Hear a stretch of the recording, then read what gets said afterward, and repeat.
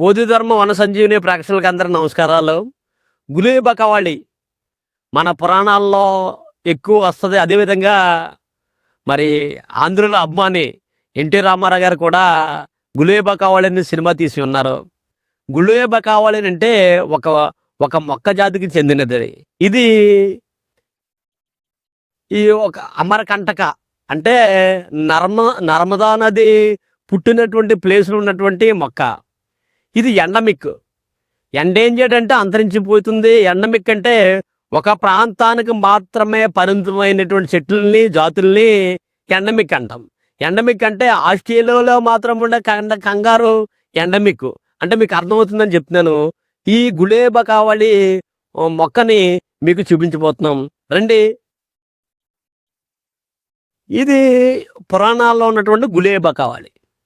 ఈ గులేబకావళి నుంచి తీసినటువంటి అర్క. మరి పూర్వకాలంలో ఈరోజు కంటి ఆపరేషన్లు ఉన్నాయి, కంటికి సంబంధించిన ఆపరేషన్లు ఉన్నాయి.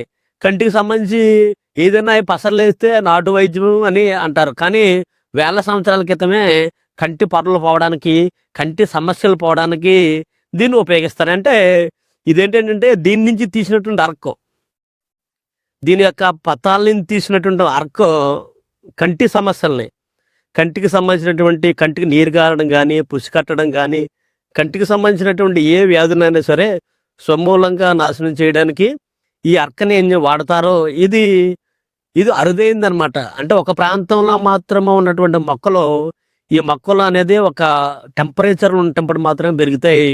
ఇటువంటి జాతులు కూడా అంతరించిపోకుండా కాపాడే ప్రయత్నం చేస్తాం. దానికి సంబంధించినటువంటి అంతరించిపోతున్న అరుదైన ఔషధాలు కేంద్రం అనే త్వరలో మేము పెట్టబోతున్నాం. దాంట్లో ఇటువంటి అన్నిటిని పరిరక్షిస్తాం.